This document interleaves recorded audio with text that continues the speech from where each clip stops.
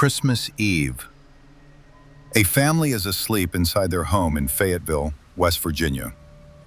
Outside, the town is quiet. The streets are empty. Most people are dreaming about Christmas morning. But before the sun rises, something will happen that no one can explain. A house will burn to the ground. 5 children will disappear.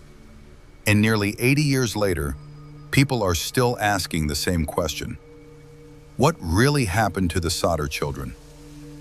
Tonight we're diving into one of the most disturbing unsolved mysteries in American history. A case filled with strange phone calls, suspicious strangers, missing evidence, and a discovery so unsettling that many people refuse to believe the official explanation. Because according to authorities, 5 children died in the fire. But according to their parents, those children never died at all. And the deeper you look into this story, the stranger it becomes. The Sodder family was large. George and Jenny Sodder had 10 children. They lived in a 2-story home overlooking the small town of Fayetteville. By all accounts, they were a hard-working family. George had immigrated from Italy years earlier and built a successful trucking business. The family was well known throughout the community. Life wasn't perfect, but it was stable. And on Christmas Eve, everything seemed normal. The children were excited. Presents had been opened. Laughter filled the house. The younger children begged their mother for permission to stay awake a little longer. After all, it was Christmas. Jenny finally agreed. The older children continued playing downstairs while George and Jenny went upstairs to bed. Nothing felt unusual. Nothing felt dangerous. But sometime after midnight, Jenny was awakened by a ringing telephone. A woman she didn't recognize was on the line. The caller asked for someone who didn't live there. In the background, Jenny could hear laughter, voices, music. It felt strange, almost as if the woman had called the wrong number. Jenny hung up and went back to sleep. At the time, it seemed unimportant. But later, that phone call would become one of the most disturbing details in the entire case, because less than an hour later, the Sodder family home burst into flames. And from that moment forward, nothing would ever be the same. Jenny woke suddenly. The smell of smoke filled the air. At first, she was confused. Then she saw it, flames. The house was on fire. She immediately rushed to wake George. Together, they began shouting for the children. The fire was spreading fast, far faster than anyone expected. Smoke poured through the rooms. The heat became unbearable. George managed to get several of the children out of the house, but not all of them.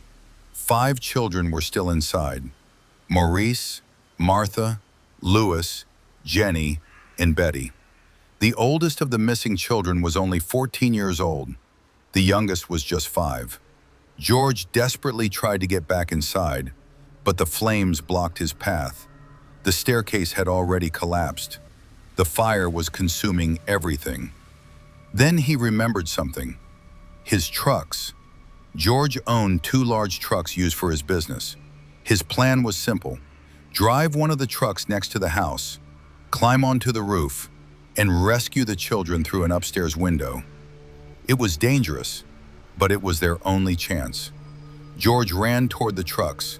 He jumped inside and turned the key. Nothing happened.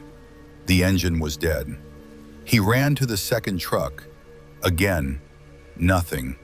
Both trucks had mysteriously stopped working. The same trucks that had worked perfectly the day before. The same trucks he relied on every day. Now, at the exact moment he needed them most, neither would start. George was trapped, forced to watch the fire grow larger, forced to listen to the chaos unfolding inside, and powerless to stop it. Neighbors began arriving.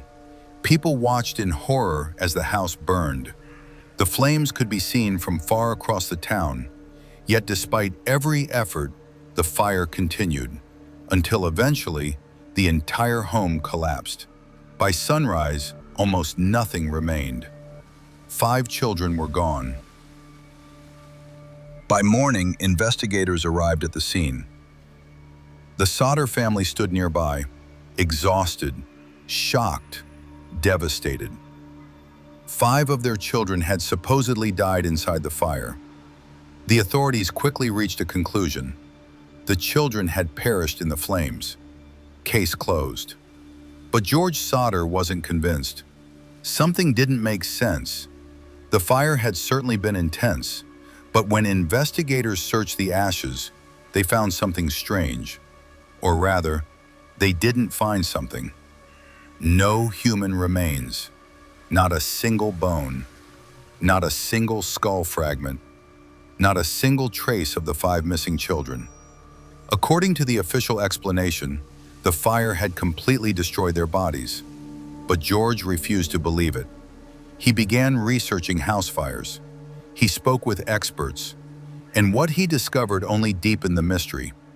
Many experts told him that even in extremely hot fires, human bones usually leave fragments behind, especially when 5 people are involved.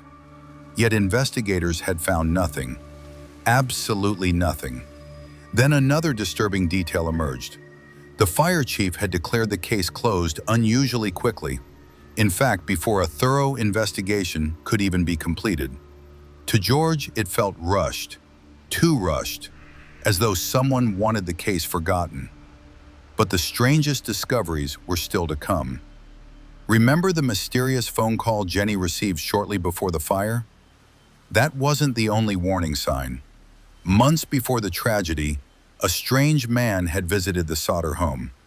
He claimed to be looking for work, but during the conversation, his attention focused on something very specific: the electrical wiring. Pointing toward the house, he reportedly told George, "One day this house is going to go up in smoke." George found the comment unsettling, but he brushed it aside. Now, standing in front of the ruins of his home, those words suddenly felt very different. And they were not the only warning. Another man had approached George months earlier. This man allegedly threatened him over political disagreements. The threat was strange, specific, and deeply unsettling. Your house is going to burn down, and your children are going to be destroyed. At the time, George ignored it. Now he couldn't stop thinking about it. Because 2 separate warnings, 2 separate men, and now a fire. It was beginning to feel less like an accident and more like something planned. As George Sodder continued searching for answers, more strange details began to emerge. Details that made the official explanation increasingly difficult to believe. One of the first mysteries involved a ladder. During the fire, George had desperately searched for a ladder to reach the upstairs windows. The ladder was always kept in its usual place beside the house. But that night, it was gone, completely missing. George searched everywhere. He couldn't find it. Only later was the ladder discovered. Not beside the house, not where it belonged, but hidden some distance away from the property. Someone had apparently moved it. But why? And who? Then investigators examined another critical detail: the telephone line. Initially, everyone assumed the fire had destroyed it. That seemed reasonable, until closer inspection revealed something disturbing. The line hadn't burned through. It had been cut deliberately. Someone had physically severed the connection before the fire, meaning the family had no way to call for help, and whoever did it knew exactly what they were doing. The more George learned, the less accidental the fire seemed. And then witnesses started coming forward. One woman claimed she saw the missing children shortly after the fire. Another reported seeing them in the company of unfamiliar adults. One witness claimed to have served breakfast to several children matching their descriptions at a roadside diner. Another said she saw children resembling the Sodder siblings at a tourist stop many miles away. Most investigators dismissed these reports, but George and Jenny did not, because every new sighting pointed toward the same terrifying possibility. What if the children had escaped the fire? What if they had been taken? And what if the fire itself was only part of a much larger plan? The idea sounded unbelievable, but George couldn't ignore one simple fact. No bodies had ever been found, no remains, no proof, only assumptions. And assumptions were no longer enough. The Sodder family would spend the rest of their lives searching for the truth, a truth that seemed to grow stranger with every passing year. Years passed. But George and Jenny Sodder never stopped searching. Most parents would eventually be forced to accept the official explanation. The Sodders refused, because every time they looked at the evidence, something felt wrong. The missing ladder, the cut telephone line, the strange warnings before the fire, the witnesses who claimed they had seen the children afterward, and most importantly, the complete absence of human remains. Then, in 1949, the Sodders took matters into their own hands. They hired specialists to conduct a new search of the property. The area where the house once stood was carefully excavated. Investigators hoped that modern methods might finally uncover the truth. What they found only created more questions. Among the debris, several small bone fragments were recovered. At first, it seemed like the mystery might finally be solved. But forensic experts soon made a surprising discovery. The bones showed no signs of being exposed to the fire that destroyed the house. In fact, some experts believed they may have been placed there afterward, as if someone had intentionally scattered them among the ruins. The discovery only strengthened George's belief. His children had not died in that fire. Someone wanted people to think they had. Years turned into decades. The Sodders continued receiving reports, phone calls, letters, rumors, possible sightings. Most led nowhere. But one piece of evidence stood out above all the others. It arrived many years after the fire, and it would become one of the most famous clues in the entire case. A photograph. A single photograph, mailed anonymously to the Sodder family, with no return address, no explanation, no warning, only an image, and what appeared to be a message that would reignite hope and deepen the mystery forever. The photograph arrived years after the fire. By then, most people had stopped paying attention to the case. But George and Jenny never had. Every day they lived with the same question: what happened to their children? Then one day, a letter appeared in the mail. There was no return address, no explanation, no note from the sender, only a photograph. And when the Sodders looked at it, they froze. The image showed a young man. At first glance, he appeared ordinary, but the family immediately noticed something. He looked remarkably similar to Louis Sodder, one of the children who had supposedly died in the fire. The resemblance was difficult to ignore. The shape of the face, the eyes, the features. Many members of the family believed they were looking at Louis as an adult. Attached to the photograph was a strange message, a message that has never been fully explained. The wording was confusing, cryptic, almost as if someone wanted to communicate something without revealing too much. To George and Jenny, the meaning seemed obvious. Someone was telling them their son was alive, and had been alive all along. Hope returned. For the first time in years, the possibility no longer felt impossible. Maybe the children hadn't died. Maybe they had been taken. Maybe they were still somewhere out there. George became obsessed with finding answers.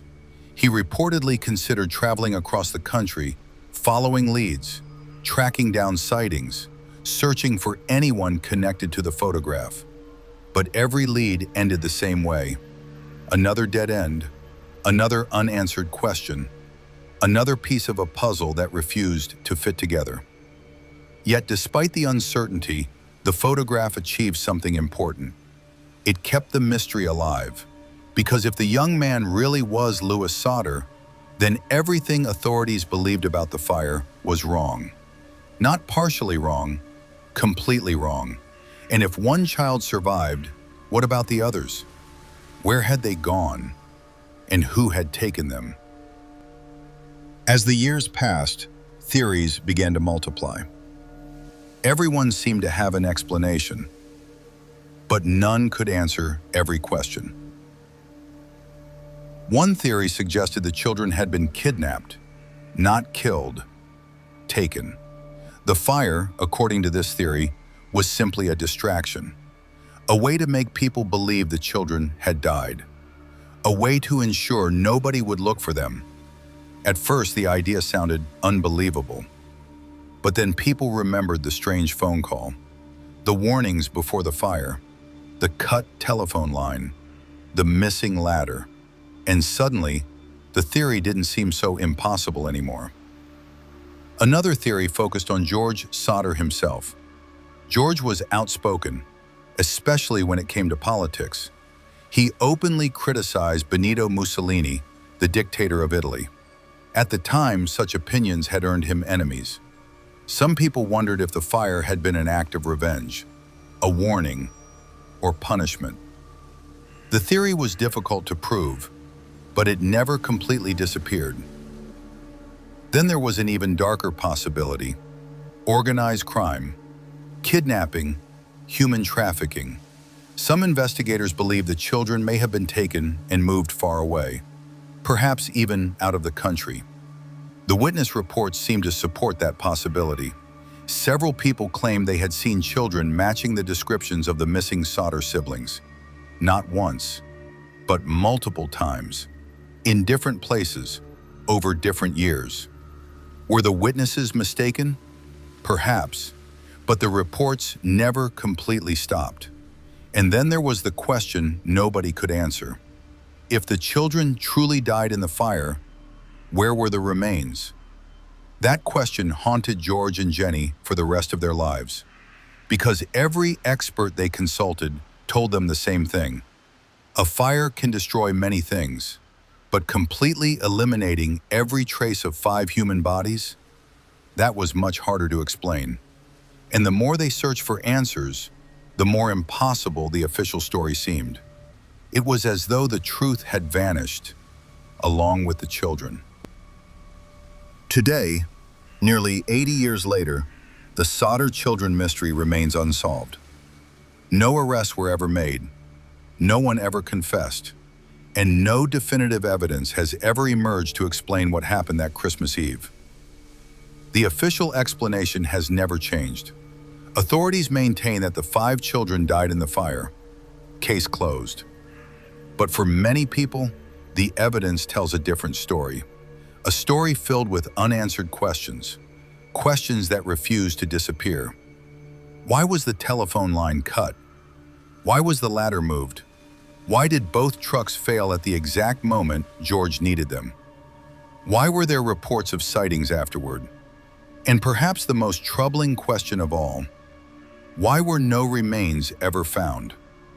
For decades, George and Jenny refused to give up. They placed billboards near highways. They followed leads. They answered phone calls from strangers. They chased rumors across state lines. Anything to find out what happened to their children. But the answers never came. Only more questions, more theories, more uncertainty. Eventually, time moved forward. The years passed.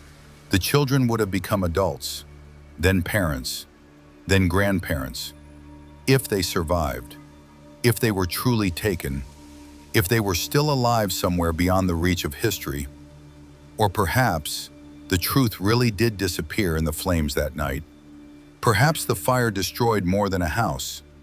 Perhaps it destroyed the only chance anyone ever had of knowing what happened. And that may be the most frightening part of all. Not the fire, not the disappearance, but the uncertainty. The realization that some mysteries never end, some questions never receive answers, and some families spend an entire lifetime searching for a truth they may never find. On Christmas Eve, 1945, 5 children vanished, and nearly 80 years later, nobody can say with certainty What became of them? The Sodder children mystery remains one of the most haunting, unsolved cases in American history. A story of loss, a story of hope, a story of questions without answers. And somewhere, hidden behind decades of rumors, theories, and silence, the truth is still waiting to be found. Good night.